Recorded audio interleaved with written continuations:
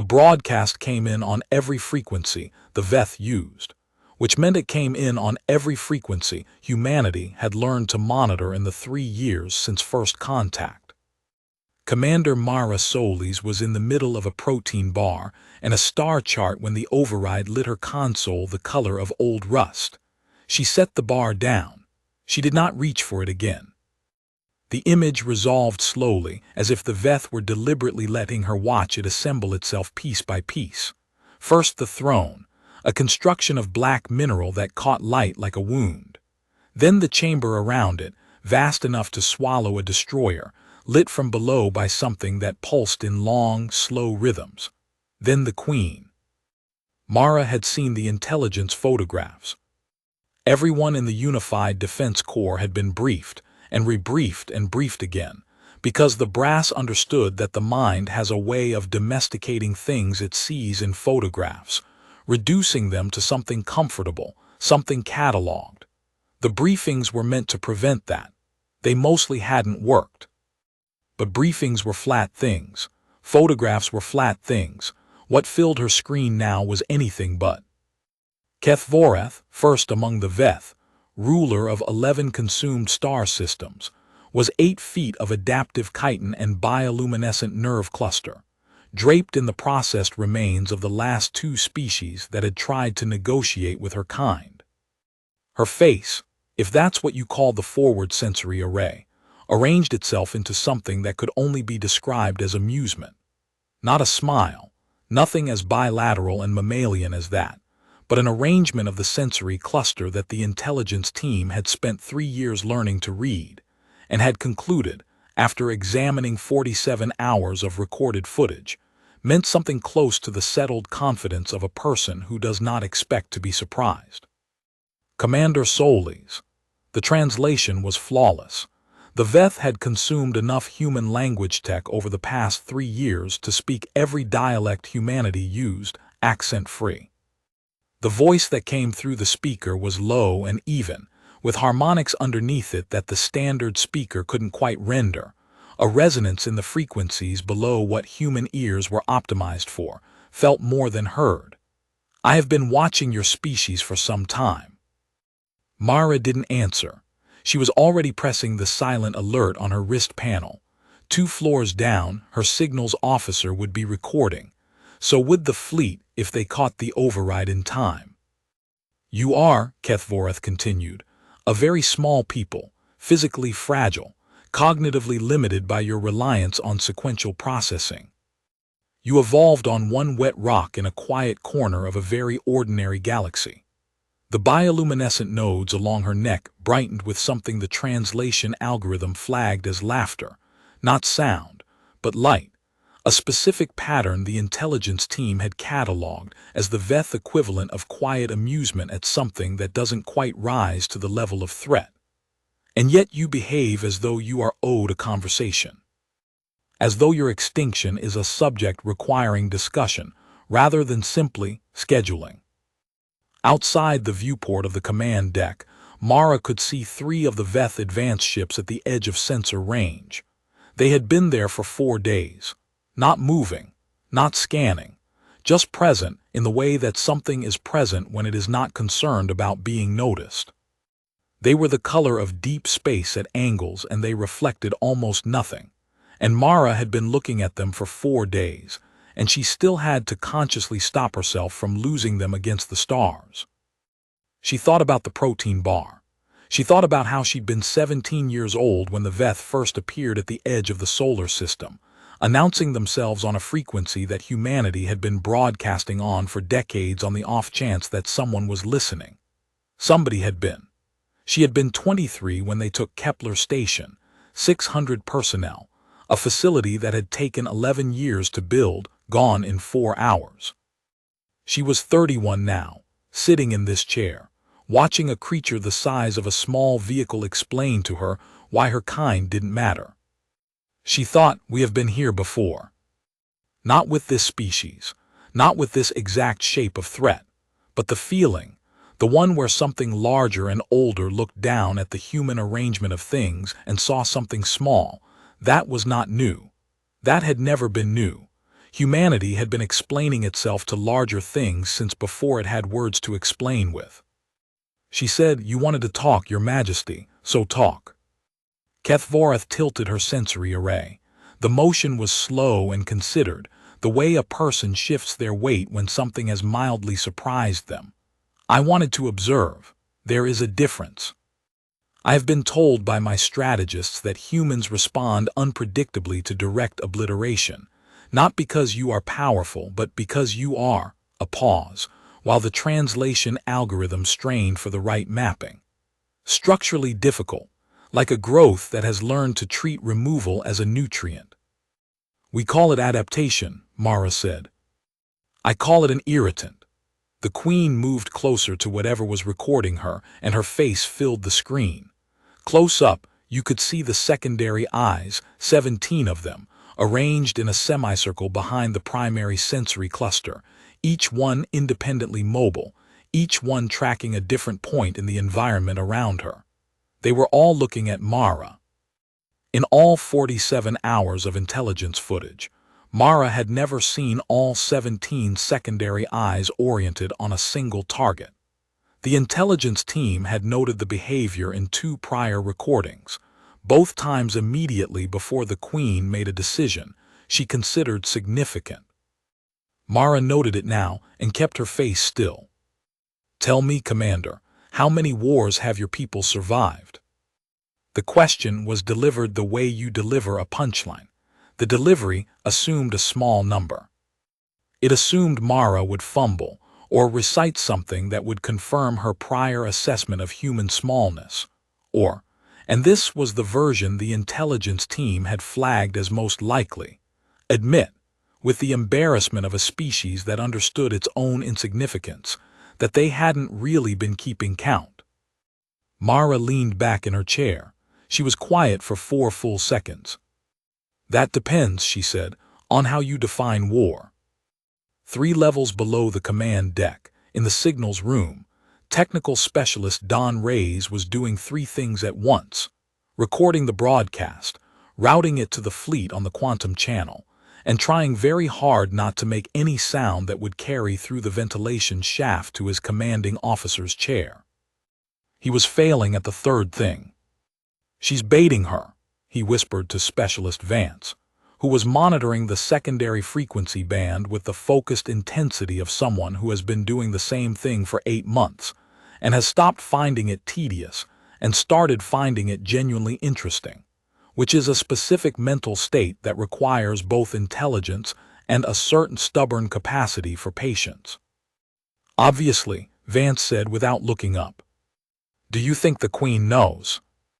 Vance glanced at the telemetry reading from the Queen's transmission, the power signature, the carrier wave, the routing nodes that indicated how much of the Veth communication system was actively dedicated to this broadcast. "She knows Mara is a soldier. She doesn't know what soldiers do when someone underestimates them in front of a recording device." He paused. "Which is actually the entire problem the Veth have been having for 3 years and haven't figured out yet." "What problem is that?"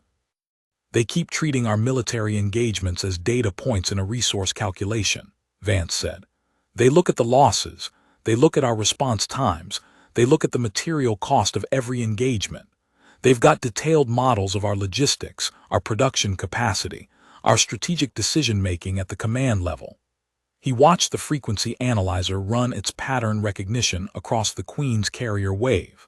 What they don't model is the thing that happens below the command level. The part that isn't in the strategic documentation. Which is the part where the person sitting in the chair decides that whatever's coming, they're going to make it cost something. Vance glanced at the recording feed. "The Queen thinks this is a conversation she's in control of. She's going to find out it's a weapons platform." Reyes looked at the recording feed. The Queen was speaking again. Mara was listening with the expression she got when she was doing math, not the focused expression of a person adding numbers, but the stillness of a person holding a large structure in their mind and checking each element against the others. He had served under Mara Solis for 4 years. He knew that expression. He had learned to be quietly grateful every time he saw it, and it wasn't directed at him. He went back to work. "Define war," Kethvoreth said. The amusement had not left her tone, but something sharper had joined it. Curiosity, perhaps, or the alien equivalent of a predator adjusting its approach after the prey has moved in a way that wasn't predicted. The Veth definition, Mara said, would be a conflict between two organized forces seeking decisive territorial or resource advantage. Bounded, strategic, intended to produce a resolution. Yes. Approximately. By that definition, we've survived approximately 420 major conflicts in the last 5,000 years of recorded history. She paused. But that's not counting. She ticked them off on her fingers. Civil wars, colonial wars, proxy wars, economic wars, resource wars, wars fought by convincing a third party to do the fighting while the principals maintained plausible deniability. Cold wars, extended periods of strategic hostility conducted without direct engagement, which we found are in many ways more formative than the hot ones. Culture wars, which are a specific category I wouldn't expect to map easily onto your taxonomy. Wars that ended with everyone technically alive, but with the entire framework of power reconfigured so completely that the before and after barely resembled each other. And the various. She looked at the ceiling briefly, a gesture that meant she was accessing her memory of a specific briefing document. Endemic conflicts. The ones that never had a formal beginning or end, but persisted for generations as background conditions that people organized their lives around. She looked back at the Queen. Depends whether you count those. Kethvoreth was quiet for a moment. Behind her, in the vast chamber, something moved. Mara caught it at the edge of the frame. A second Veth, half the Queen's size but unmistakably military in build, with a heavier carapace and the specific arrangement of sensory nodes that the intelligence team had catalogued as indicating enhanced combat processing capacity. The second Veth leaned in to speak into what passed for Kethvoreth's ear. The Queen raised one limb in a gesture that the intelligence team had catalogued as dismissal. The military Veth stepped back. It did not leave the frame. 400, Kethvoreth said. You are telling me your species has initiated 400 wars. Survived, Mara corrected. I said survived. We started considerably more. Another pause. Longer this time. The secondary eyes had not moved from Mara still, all 17, in that configuration that the intelligence team had flagged as significant and had never before seen in 47 hours of footage. And yet you remain biologically unchanged. No adaptation to radiation beyond what your atmosphere has already selected for. No enhanced cardiovascular systems. No distributed neural redundancy. No secondary processing centers outside the primary brain structure. You are still, physiologically, the same fragile mammals that climbed down from trees and learned to throw rocks at each other. Yep. So your persistence is not biological. No. Then what is it? Mara picked up the protein bar. She took a bite. She chewed. She let the Queen wait. Somewhere in the intelligence briefing, her trainer had said, with the Veth, patience reads as strength. With the Veth, silence reads as something that needs to be filled. And Kethvoreth, who had consumed 11 civilizations, had never once been made to wait by a representative of a civilization she had decided to absorb. Stubbornness, Mara said finally, and the ability to learn. Those two things, compounded over 10,000 years, produce something that looks a lot like what you're calling persistence. It's not elegant. It's not planned. It's not the result of anyone making a strategic decision to have this outcome. It's the result of a very large number of people in very bad situations refusing to accept the situation as final, and the accumulated weight of that refusal compressing over time into something structural. She set the bar down. We didn't decide to be hard to kill. We just kept not dying, and eventually that became part of what we were. Kethvoreth made a sound that the translation algorithm could not parse. The secondary eyes, all 17 of them, went still for a moment, not unfocused, but hyper-concentrated, the way a person goes still when they hear something that requires the full processing capacity of the brain to hold. I consumed 7 species before your first cities were built, Kethvoreth said, and the amusement was gone now, completely and without remainder. Something replaced it that Mara didn't have a word for, and that the translation algorithm, working with what it had, rendered as a flat declarative tone that carried more information in what it wasn't than in what it was. I have absorbed their technologies, their biologies, their war knowledge. I carry their strategies in my cortex like a library. I carry their weapons in my ships. When I fight with 11 civilizations worth of accumulated memory. Every tactical error any of them made, I have already made and already corrected. Every approach that failed, I know why it failed. Every approach that succeeded, I know how to reproduce it.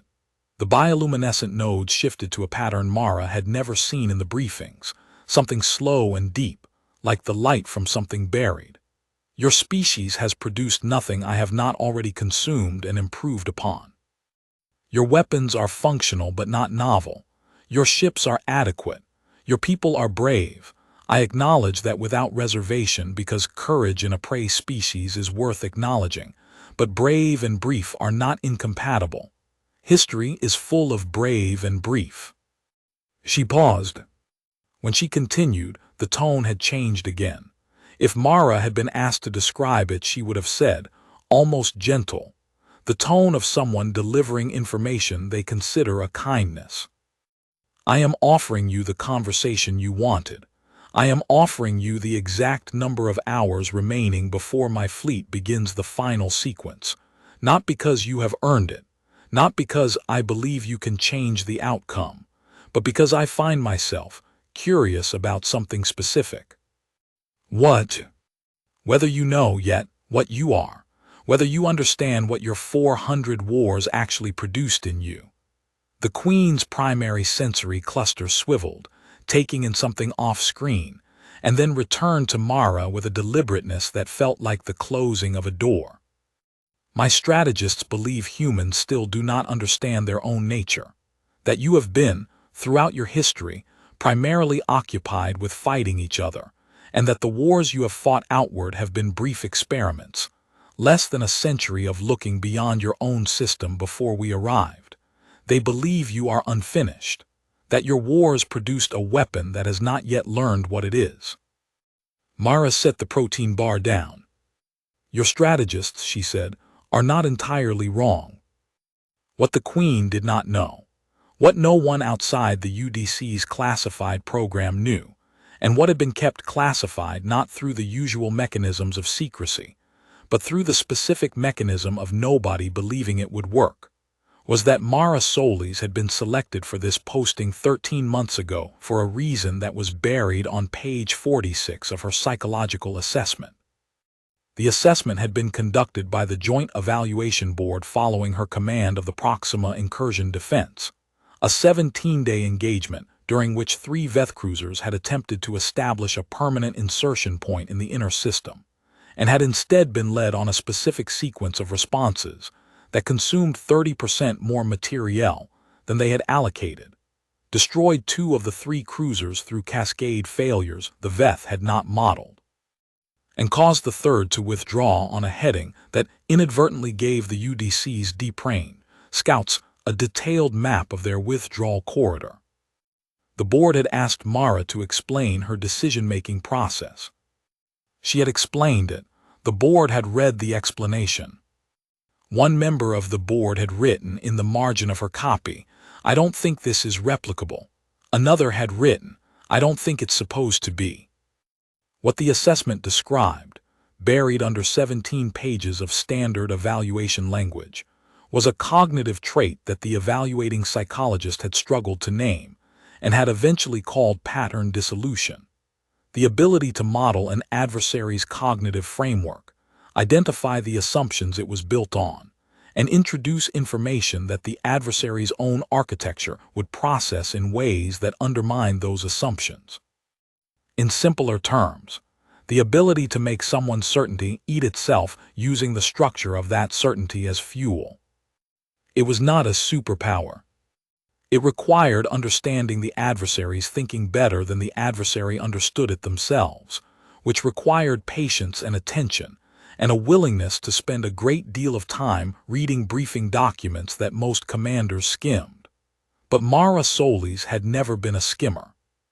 She had been briefed on the Veth war memory 6 months ago. She had spent those 6 months doing nothing else. She knew, specifically, that Kethvoreth's accumulated power came from absorption, that she had literally consumed the knowledge of 11 civilizations, and that this knowledge was stored and organized in her expanded neural cluster in patterns that the Veth called the war memory. She knew that the war memory processed incoming information the same way it processed absorbed civilizations, scanning for known patterns, categorizing, filing. She knew that the filing system was extraordinarily sophisticated and had never failed to categorize anything it encountered.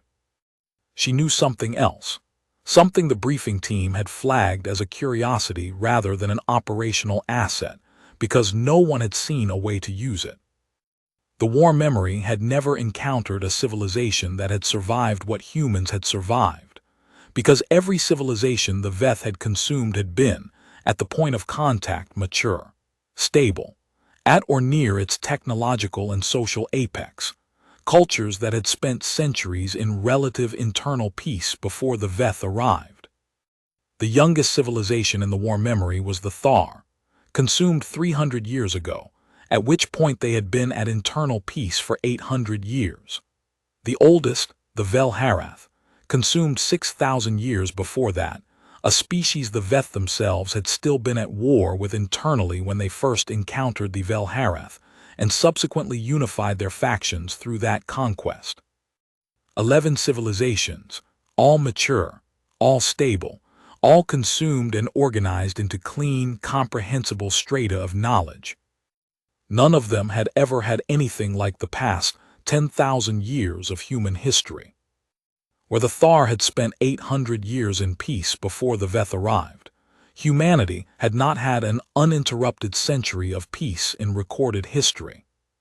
Where the Velharath had resolved their internal conflicts into a unified planetary government 4,000 years before the Veth consumed them, humanity had arrived at first contact with active military engagements on 3 continents, and a classified list of ongoing strategic competitions between powers that had agreed, on paper, to cooperate against the alien threat. The war memory was built to absorb resolved civilizations, civilizations that had finished their internal arguments and could be organized into coherent taxonomies of knowledge. Humanity was not a resolved civilization. Humanity was the most sustained, most elaborated, most densely documented argument in the known galaxy, and Mara was about to ask the war memory to eat it. "You said your strategists think we're unfinished," Mara said. "What does that mean exactly? What would finished look like to you?" "A species that has fully externalized its aggression," Kethvoreth said. The answer was immediate, rehearsed by long conviction. One that has moved its violence from internal to external, that has unified enough to direct its considerable energies outward rather than consuming itself. The Veth reached that point approximately 4,000 years ago. We have not had internal conflict since. Our energy is entirely outward directed. That is what maturity looks like. Mara nodded slowly. "So the last time you fought each other was 4,000 years ago." "Correct. And before that, you had wars between your own factions. Between your, what would we call them, your city-states, your regional powers. Primitive equivalents, yes. And those conflicts ended when the Veth unified.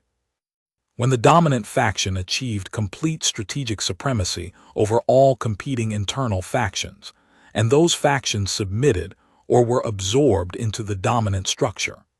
The unification required approximately 300 years of sustained conflict and was completed 6,000 years ago. "So your war memory," Mara said carefully, contains the war knowledge of 11 consumed civilizations, plus the war knowledge of your own pre-unification period. She paused. What was the most recent conflict in your war memory involving internal Veth factions? Kethvorath's secondary eyes shifted. Not all of them, but 6 of the 17 moved in a specific way, a tightening of focus that the intelligence team had cataloged as indicating a question that required active rather than passive retrieval.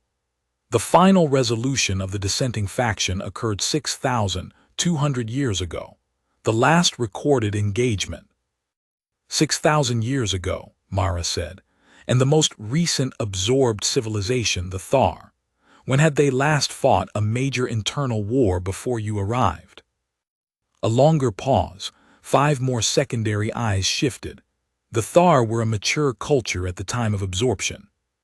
They had achieved internal stability approximately 800 years before you arrived, Mara said, because she had read the intelligence files, the Thar wreckage files, and 3 separately commissioned analyses of the Thar material. We found their records on the wreck of one of your absorption ships. We've had 3 years to read them. She kept her voice even. Their last major internal war was 800 years before contact. Before that, the Velharath. How long had they been at internal peace? Approximately, Kethvorath stopped. The secondary eyes were moving more widely now, all 17 in motion, in the pattern that the intelligence team had cataloged as sustained active retrieval across multiple knowledge domains. Several thousand years. The Velharath had achieved stability, Mara said. They had achieved stability. They had resolved their internal conflicts and were internally coherent when you arrived. She was quiet for one beat. Do you see the pattern? The secondary eyes went still. Your war memory, Mara continued, and her voice remained absolutely level because she had practiced this part more than any other part, because this was the moment where the framing either landed or didn't, is full of knowledge, enormous, accumulated, extraordinarily sophisticated knowledge, but it is the knowledge of civilizations that had finished something, that had resolved something, that had, in one form or another, stopped arguing with themselves long enough to present a unified front. She tilted her head. The youngest internal conflict in your war memory is 6,000 years old. The youngest conflict from an absorbed civilization is 300 years old, from a species that had been at peace internally for 8 centuries before that. Which means the most recent war knowledge your war memory contains was generated by people who had been at peace for 800 years, who remembered conflict but distantly. She paused. It has never occurred to the war memory to ask what a species looks like that never stopped. That has been in continuous conflict, internal and external, across the entirety of its recorded history. That went from stone tools to orbital weapons without a single uninterrupted century of peace. That developed every major military technology it has while simultaneously at war with itself. That invented antibiotics and nuclear weapons in the same 50-year window. That currently has active military engagements on 3 continents, even while it is engaged in an existential conflict with you. She let that sit for 3 seconds. You ask me how many wars we survived. The real answer is, we don't know the exact number because we stopped counting in any systematic way around the 15th century when it became clear that the counting itself was a document too large to maintain. Because for us, it never really stopped. It just changed shape, changed scale, changed the tools and the terms, but it never stopped. Kethvorath was silent for a long moment. The secondary eyes had stopped their wide movement and were all oriented forward now, all 17, fixed and motionless, in the configuration Mara had not seen before this conversation began. You are attempting to destabilize my confidence in the war memory, the Queen said. I'm attempting to give you accurate information, Mara said. What you do with it is up to you. 3 floors below, Don Reyes was watching the frequency analysis with his mouth slightly open. She's doing it, he said. Told you, Vance said. The Queen's transmission power has increased by 6% in the last 4 minutes. She's pulling more from the war memory. She's checking, Vance said. The Queen is accessing the war memory and trying to find a category for what Mara is describing. But the category doesn't exist, so she's widening the search, pulling harder. Is that bad for the Queen? Depends how hard she pulls. Vance looked at a secondary screen, the one tracking the data package at listening post 7, and what she pulls into. Reyes looked at the power reading. It had gone up another 2% since he last checked it. We need to alert the fleet, he said. Already done, they're watching. And the Phase 2 package.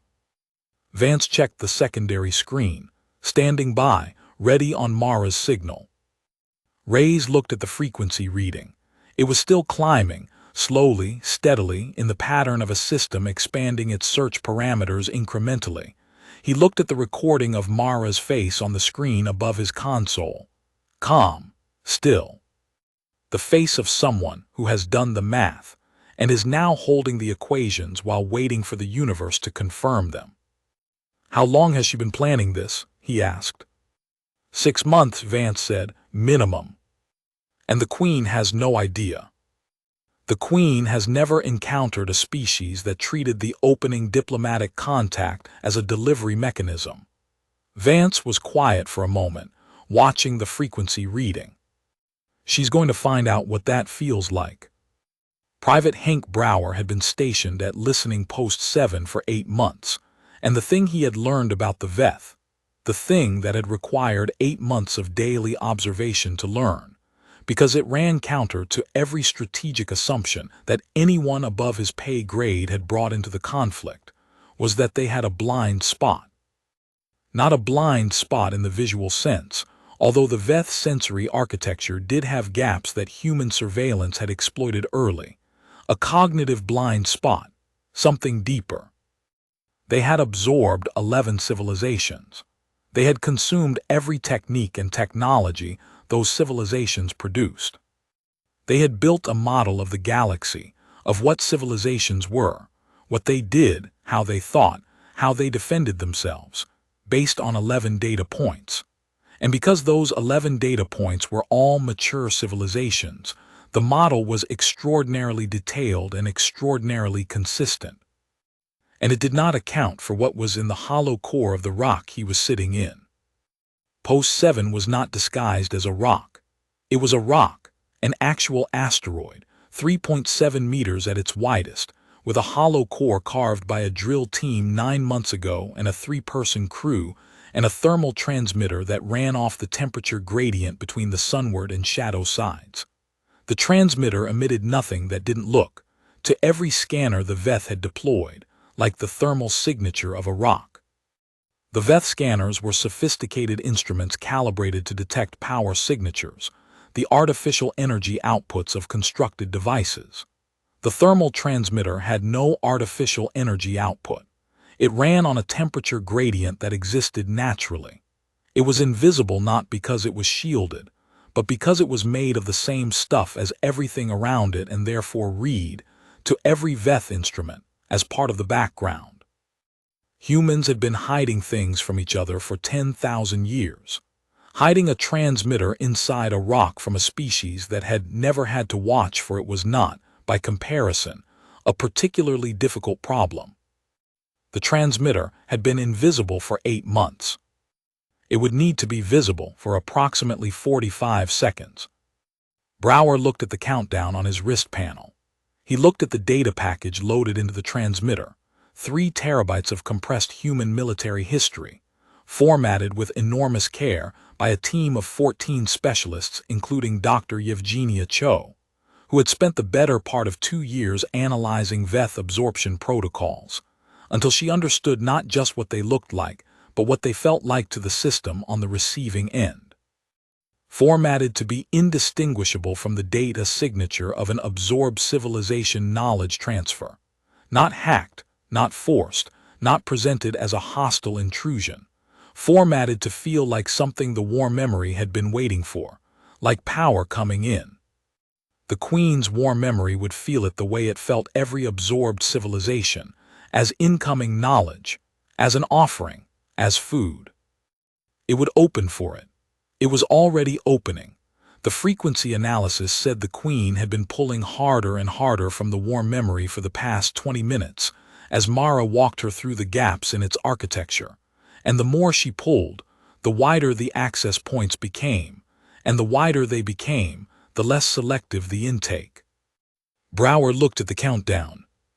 He thought about his mother, who had been born in a city on the coast of what used to be called the Netherlands, which no longer existed in the form she'd been born in because the sea had taken it, and who had rebuilt, the way his people had always rebuilt, in a different place with the same name and almost the same streets, because that was the specific human stubbornness that Mara had been describing to the Queen for the past half hour.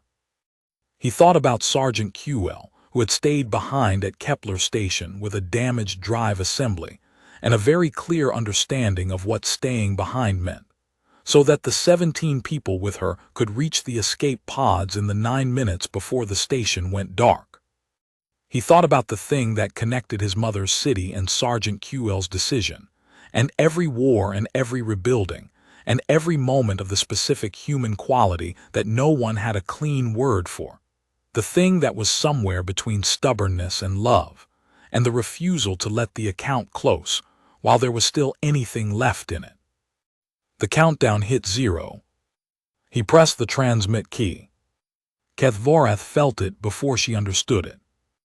The war memory was a living architecture. Not metaphorically living.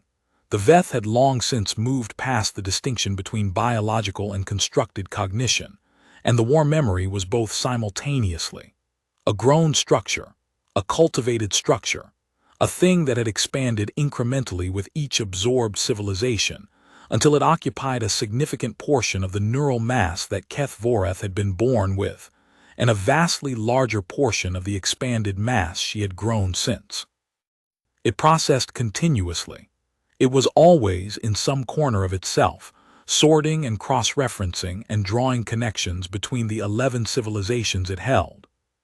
When it reached for new information, when something it encountered in the present triggered a search of the accumulated past, it opened specific receptors the way a hand opens to receive something placed in it.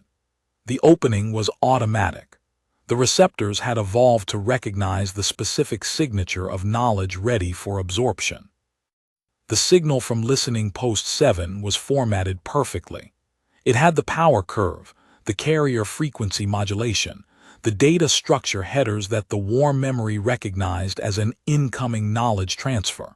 The receptors opened completely.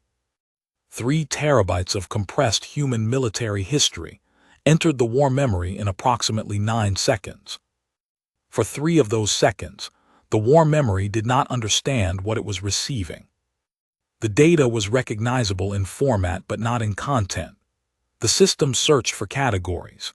It found approximate matches, siege warfare here, naval tactics there, psychological operations with primitive equivalents in 4 of the 11 civilizations. But the volume was wrong and the density was wrong. And most significantly, the relationship between the data points was wrong. In every absorbed civilization, the military history was a sequence, a progression.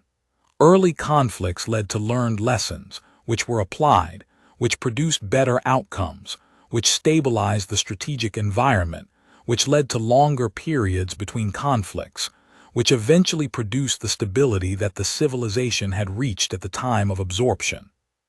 The war memory was built to recognize and organize that sequence. It knew what military history looked like, a curve of increasing sophistication and decreasing frequency, bending toward peace. What it was receiving from Post 7 did not have that shape. 10,000 years of human military history was not a curve toward peace. It was a fractal, a pattern that repeated at every scale, in which conflict produced technology that produced new forms of conflict that produced new technology, in which every resolution contained the seed of the next crisis, in which the space between wars was not peace but preparation, in which the sophistication increased without the frequency decreasing, because the increasing sophistication kept generating new things worth fighting over. The war memory looked for the resolution, the point at which the curve bent, the moment at which humanity had looked at its accumulated disasters and decided to stop. There wasn't one. It looked again. It expanded its search parameters. It pulled harder from its own architecture, drawing on the processing capacity of all 11 absorbed civilizations, applying their analytical frameworks to the incoming data, trying to find the pattern it knew should be there. The data refused to have that pattern. Because underneath all of it, running through every tactical analysis and every after-action report and every military doctrine document and every account of every rebuilding after every destruction, was the specific quality Mara had been trying to describe for half an hour. The refusal to stop. Not heroic refusal. Not dignified refusal.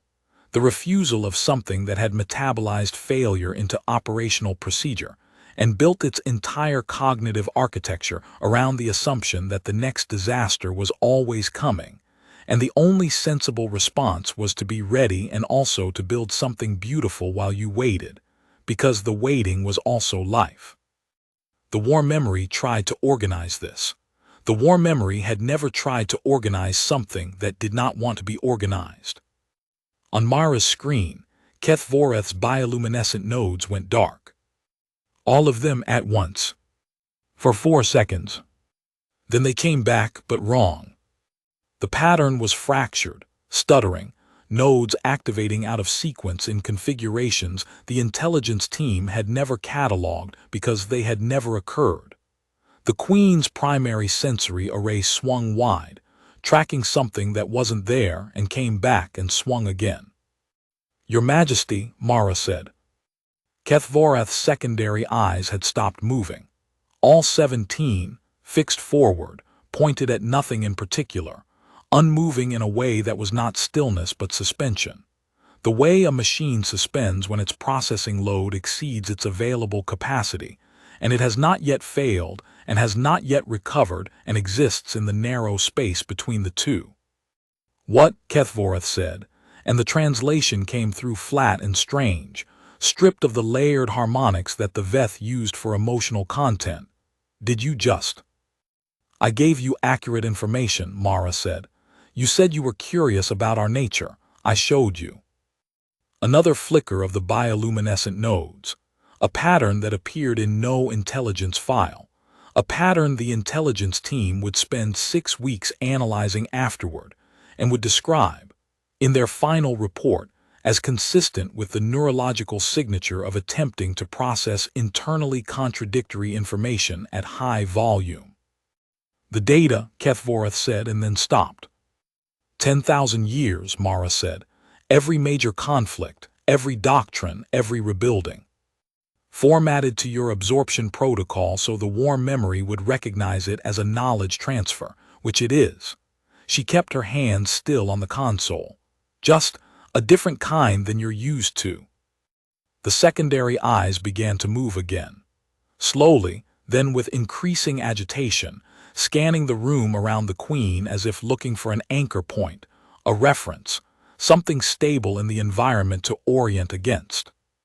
"You used the absorption protocol." The Queen's voice had changed. The clinical detachment that had characterized her since the broadcast began was gone.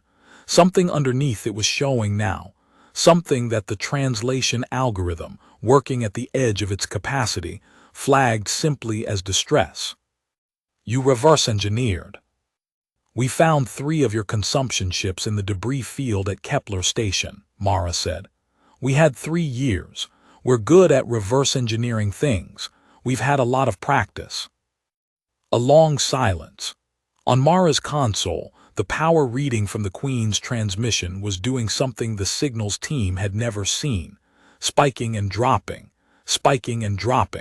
not in any regular pattern, but in the arrhythmic way of a system trying to compensate for a sudden and unexpected load.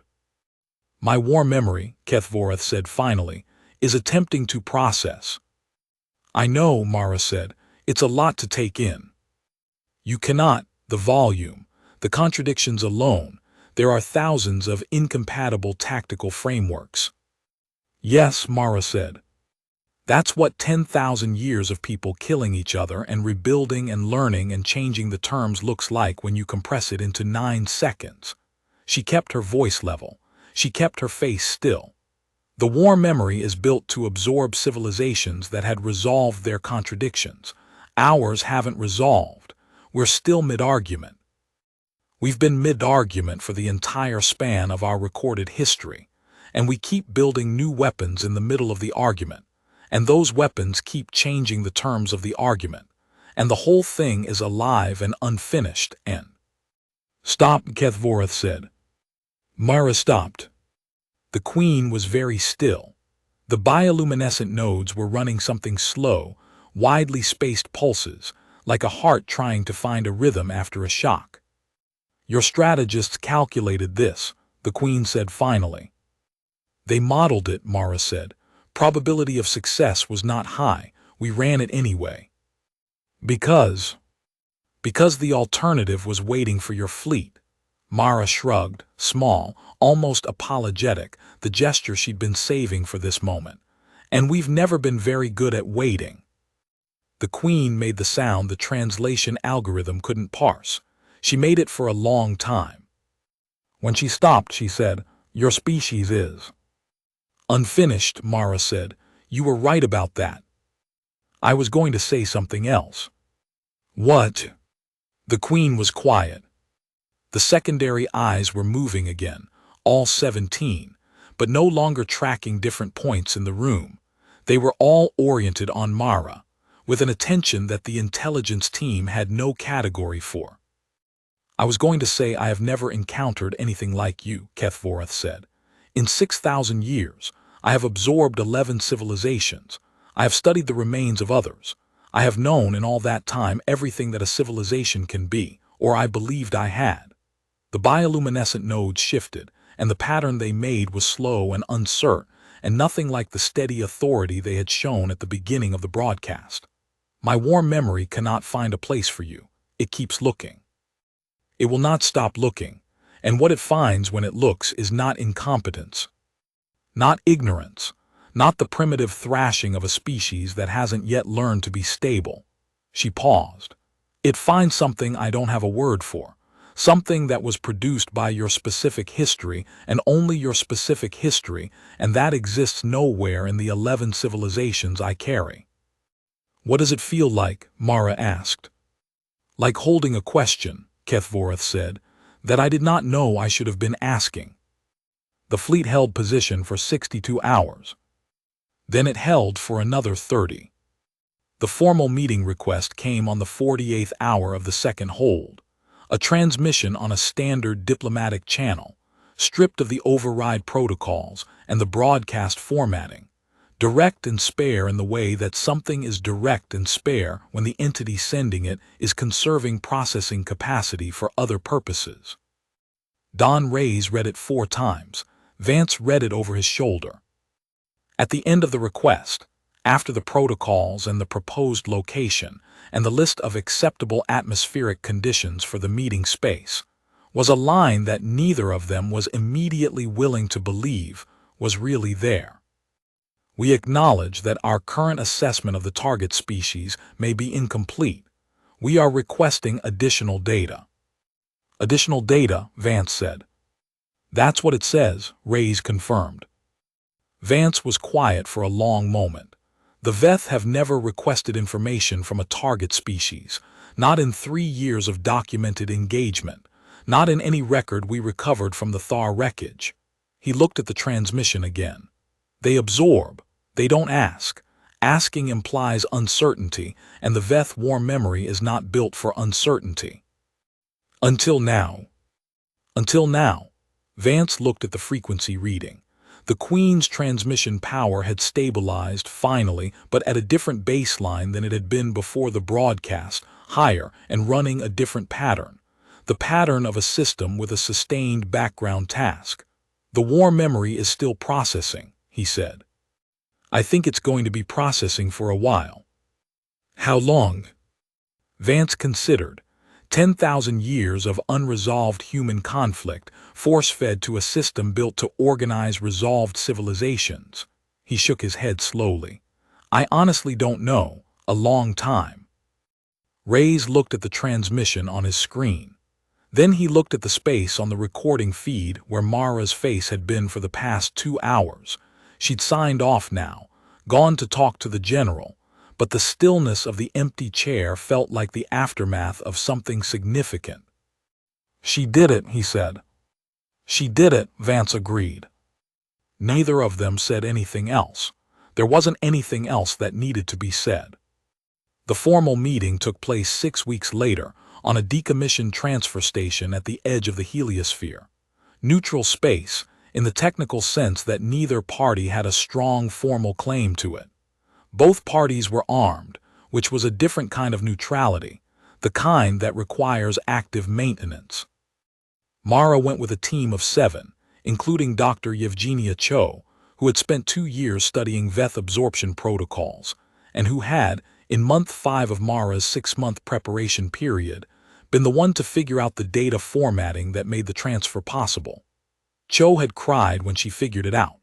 Not from happiness, from the specific feeling of understanding something that cannot be unfound, that changes the terms of everything that comes after. On the shuttle, Cho said, "The war memory is still processing." "You've confirmed that." "Power readings from the Queen's ship are still running the background task pattern. It's been 6 weeks. Whatever it's doing with the data, it hasn't finished." She looked out the viewport at the transfer station growing larger. "I'm not sure it's going to finish. Not completely. The data is, I spent 2 years studying how they absorb civilizations, and what I know about their architecture is that it's built to reach resolution. Every absorbed civilization eventually gets organized into a coherent stratum. Filed, stable." She paused. "I don't think our history resolves. I think the war memory is going to be working on it indefinitely. Like a question that keeps generating sub-questions." "Is that dangerous?" Mara asked. "For the Queen?" Cho considered. "More like cognitive dissonance, a sustained uncertainty. Her war memory has always known things. It is an architecture of knowing, and now it contains a very large body of material that resists being known in the way it knows things." She thought about it for another moment. Like a splinter, not painful enough to be incapacitating, persistent enough that you can't stop being aware of it. The transfer station filled the viewport. "Good," Mara said. Kethvoreth was smaller than the recordings made her look. That was the first thing Mara noticed. Not because the Queen was small, she was not small. She was still 8 feet of adaptive chitin and bioluminescent nerve cluster, and the specific kind of presence that comes from having made 6,000 years of consequential decisions. But in a room rather than on a screen, she had edges. Occupied a bounded space. Could be walked around, in theory. Could be seen from multiple angles simultaneously. The secondary eyes tracked Mara from the moment she entered the meeting room. "Commander Solis." "Your Majesty." A silence with weight to it. "My war memory," Kethvoreth said, "is still processing." Dr. Cho thought it might be. "It is not unpleasant," the Queen said. "That is the most unexpected aspect. I anticipated disruption. Instead it is generative. It keeps producing questions I did not have before." "What kind of questions?" The Queen considered. Mara watched her consider, watched the secondary eyes move in their independent arcs, each tracking a different aspect of the environment or the conversation or whatever internal process was currently underway. "How you maintain social coherence while in continuous conflict," Kethvoreth said. "Every civilization I have absorbed had resolved that problem before absorption. Their social structures were mature, fixed.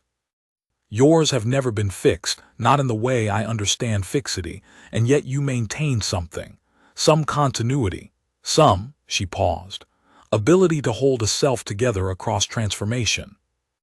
"We have a few thousand words for it," Mara said. "Depending on who's doing the describing." One of the secondary eyes moved in a way that the intelligence team had no record of. A slow curve at the outer edge, something that, if it had been a human expression, might have been described as the look of someone encountering something for the first time that they should have encountered long ago. "I would like," Kethvoreth said, "to send a delegation to your world to observe." Mara was quiet for a moment, then, "Not yet." The Queen waited. "The fleet is 62 hours from our system," Mara said.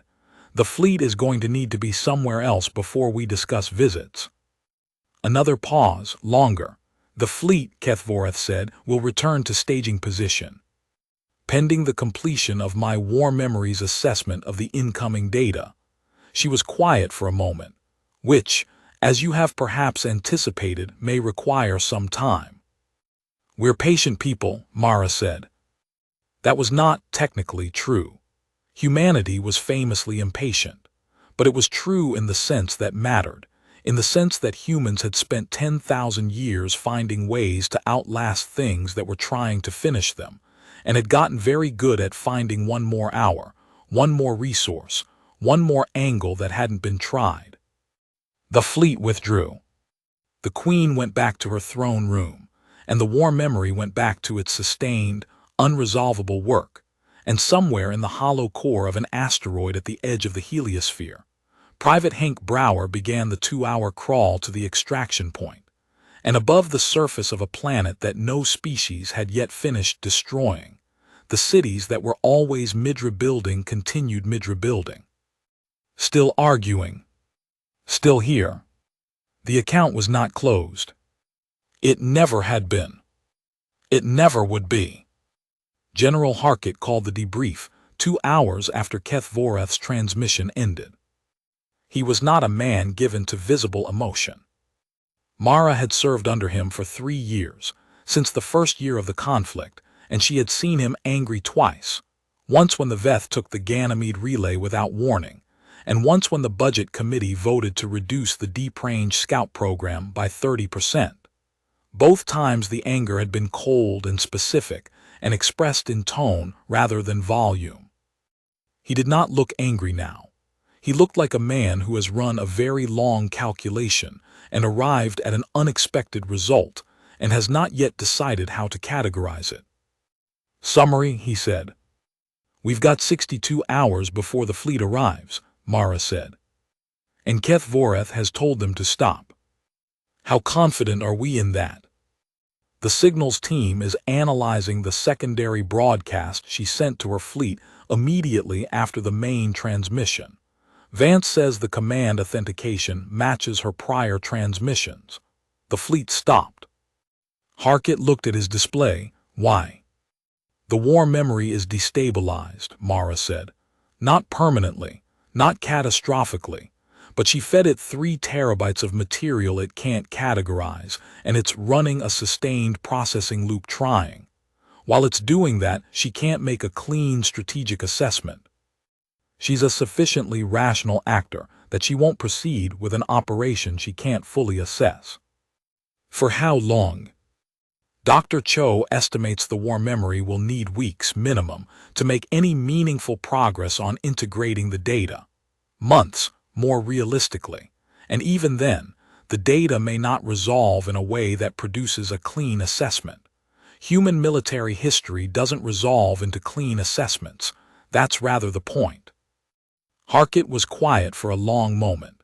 Outside the briefing room's narrow viewport, the stars were exactly where they always were. 62 hours away, a fleet that could end the human story in a week had stopped in place and was waiting for its queen's mind to finish arguing with itself. "You gave her our entire military history," Harkett said. "A compressed version, yes. Formatted to look like an absorption event. Yes. And her War Memory, which has successfully organized 11 alien civilizations, can't organize it." "Correct." "Because it doesn't resolve." He paused. "Because we don't resolve." "Yes, sir." Harkett looked at the display again. "That's either the most brilliant thing anyone in this Corps has ever done," he said, or a delaying tactic that gives us weeks before the same outcome?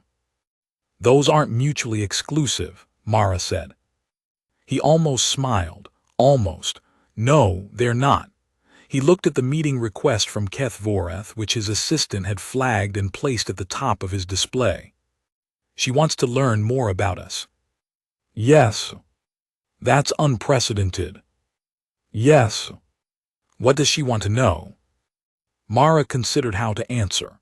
She thought about the conversation, about the specific moment when Keth Voreth had said I was going to say, I have never encountered anything like you. About the secondary eyes, all 17, oriented with an attention that had no precedent in the intelligence files. About the question that the Queen had said she didn't have a word for. She wants to know how we do it, Mara said. How we stay coherent, how we hold a self together, across 10,000 years of continuous disruption. She's absorbed 11 civilizations that had solved that problem by becoming stable before she arrived. She has never encountered a civilization that was still in process. Still changing, still in the middle of it. She paused. She wants to understand it, and I think she's not entirely sure what she'll do with the answer, which is the most interesting thing about her. Why? Because for 6,000 years, she's always known what she'd do with information. She absorbed it and it went into the war memory, and the war memory organized it and it became knowledge she could use. This is the first time in 6,000 years that she has information she can't immediately use. Information that generates more questions than answers. And instead of rejecting it, Mara paused. She asked for more. Harkett was quiet for a long time. We're not equipped for this, he said finally, for whatever this is. No, Mara agreed, we're not. We've never done this before. But you think we should try? We've done plenty of things we've never done before, Mara said. That's not usually what stops us.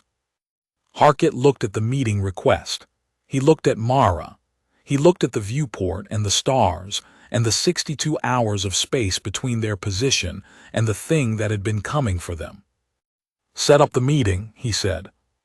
That night, ship night, the artificial dark cycle that the crew maintained with the specific commitment of people who knew that the human body needs rhythm even when the universe provides none. Mara sat in the observation bay and looked at the stars. She was not meditating exactly. She was doing the thing she did when a problem had moved past the phase where thinking helped and had entered the phase where the mind needed to settle around the new shape of things. The observation bay was the right place for that. It had a viewport 3 meters wide and no other light sources, so the stars filled most of what she could see, and the stars had the useful property of not being impressed by anything that had happened in the last 6 weeks. Rays found her there at 200 hours. He stood in the doorway for a moment, not wanting to interrupt. Then, because Mara was not the type to be interrupted by someone standing politely in a doorway, he came in and sat down on the opposite bench and looked at the stars too. The Queen's secondary broadcast, he said after a while. We finished the full analysis. And she told her fleet to stand by for comprehensive strategic reassessment, not a halt, a reassessment. The framing suggests she's reopening her evaluation of the engagement parameters. He paused, which is not the same as calling off the operation, but it's not nothing. No, Mara said, it's not nothing. They were quiet for a while. The stars didn't move in any way that was perceptible to human timescales. Can I ask you something? Rays said. Yes. When you were doing it, the conversation, were you scared? Mara looked at the stars. Yes. The whole time. The whole time. She was quiet for a moment, scared and something else. There's a feeling I've never had a name for. When you're doing something that you cannot do if you think about whether you can do it, where the fear has to just run in the background, be there and not interfere. She looked at him. You know it. From the Proxima engagement, he said, when the relay went down and we lost fleet comms for 6 hours. Yes, that. How did you learn to do that? I didn't learn to do it, Mara said. I don't think it's the kind of thing you learn. I think it's the kind of thing you find out you have when you need it, and then you know it's there for the next time. She looked at the stars again. 10,000 years of people finding out they had it when they needed it. That's part of what we fed the queen. Reyes was quiet for a moment. Do you think she'll come back? After the war memory finishes? Yes. And you think the assessment will be different from what it was before? Mara considered. She thought about the queen's face on the screen, the quality of attention that had changed as the conversation went on, the bioluminescent nodes going dark and coming back wrong, and then slowly finding something that wasn't quite their original pattern but was something new. The question she had said she didn't have a word for. I think, Mara said, that something that has absorbed 11 civilizations and has always known exactly what to do with what it absorbs has now, for the first time, encountered something it doesn't know what to do with. And I think that experience of not knowing what to do is also something new. And I think new experiences change things. She paused. We know that better than anyone. We've been changing ourselves with new experiences for 10,000 years. Is that hope? Reyes asked. Are you hopeful? Mara thought about it. She thought about what hope actually was, not the big declarative kind, the kind in speeches, but the operational kind, the kind that made a person set an alarm and make a plan and take the next step forward when the step before it hadn't worked. It's something, she said. I don't know what to call it yet. Outside the viewport, the stars held their positions. 62 hours away, a fleet waited. In the warm memory of a queen who had consumed 11 civilizations, 10,000 years of unresolved human history continued its slow, generative work, asking questions, making space, refusing to arrive at a conclusion that would let the question rest. Like the species that had produced it. Still arguing. Still here. Still finding out when it mattered what they had.